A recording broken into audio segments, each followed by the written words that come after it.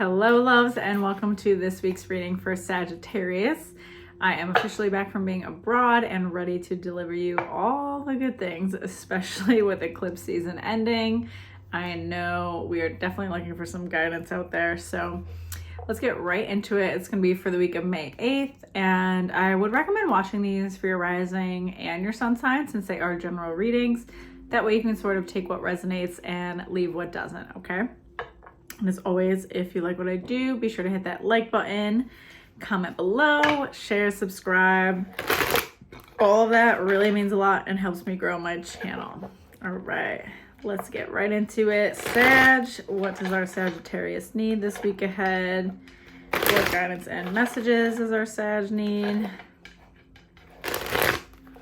All right, I'll do one more shuffle. Let's see.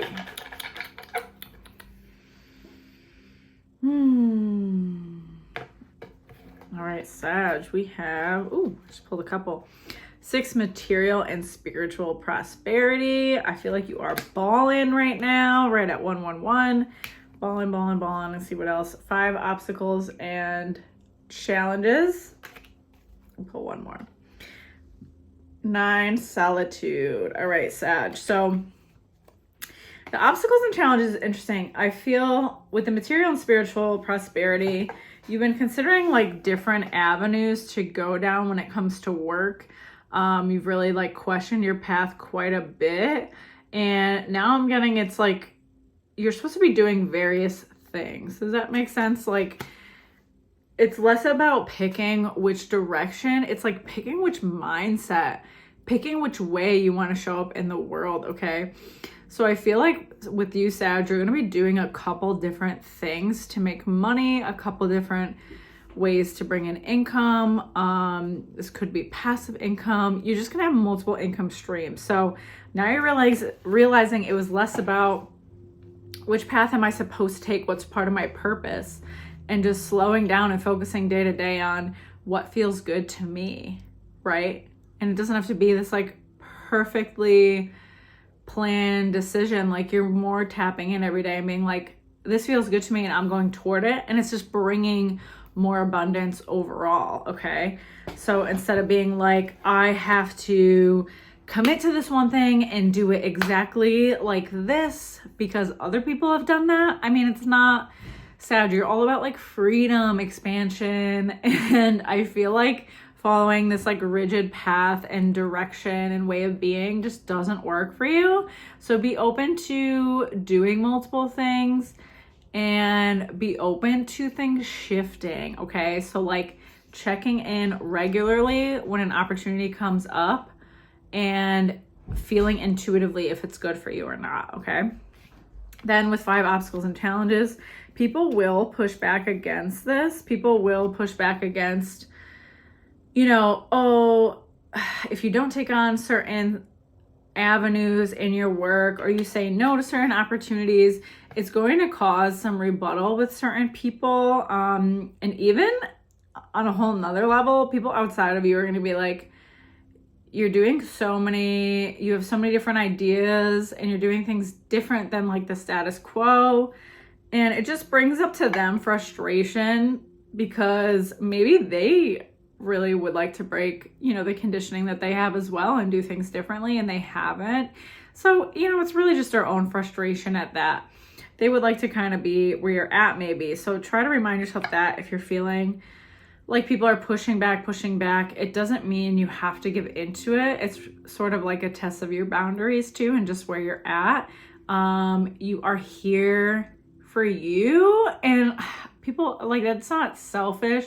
It's just saying like you're here to learn about yourself. Like, of course, you know, you care about other people and you want to have community and be loved by other people. But if you're feeling constantly drained by your obligations and the energy you're giving to others, that's something to look at. You're here to take care of yourself. You're not taking care of yourself, right? If you're feeling drained all the time. So that brings me to 9, solitude, because you're going to have to take the time alone to really get clear about what it is that does fill your cup and does feel good to you. So, you know, don't feel bad about that. Don't feel bad about having to get clear about that. Your path is very different than a lot of people's. The way that you're going to work is going to be very different than a lot of people and how you show up in the world. So you can't really take advice from people that are living a very traditional way. And I'm not saying how they live is bad. It's just not where you're going. It's not where you're doing. So you don't take advice from people that you don't want to be like, right? Then you have 19 light card, following your path, following your guidance, following the light around you, continuing to move forward despite what other people say, despite the shade other people throw at you, despite the envy that other people throw at you. You have 3 fertility. You are ripe with ideas. You are ripe with excitement. You feel motivated. I feel like you were putting this pressure on yourself, like I said, to pick something for a long time. And now you're like, I don't give a shit. I'm going to pick in the moment. I'm going to just go with it and stop worrying about like having to do my work or live my life in a very particular way, okay? And it's allowing this more creative and expressive and fulfilling like life to flow through you because you're allowing it. So I love that for you. And then you do have the 4 authority card.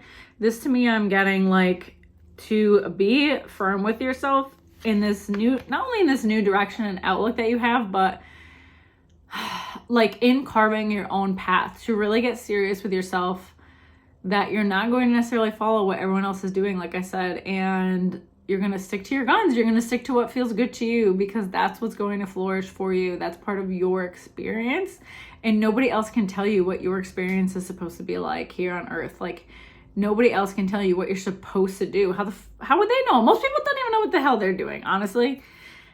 That's just being human. Most of us have no idea what we're doing. We're just coasting. Some of us, like, you know, we don't know the exact plan. And that's why I want you to take the pressure off the exact plan, because it's more of like a day-to-day feeling, an experience, and a trusting of yourself that you're growing at this time, okay? I hope that that makes sense to you and it can give you a little bit of clarity. Yeah, oh, I'm gonna pull another one, I guess. 2 mental conflict. We got a little more time. So with that, it's like the conflict of like other people's voices are what's clouding you, and you really just have to make that choice. You have to just take the actionable steps. So, you know, don't wait, I guess, for somebody to confirm what you already know you want.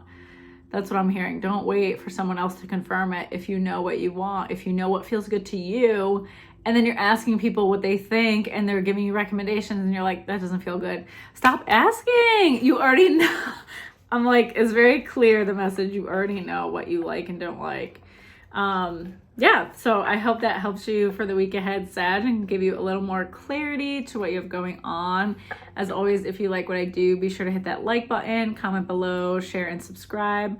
Also check out the description box for info on booking your own one-on-one reading, different sessions, donations, stuff like that.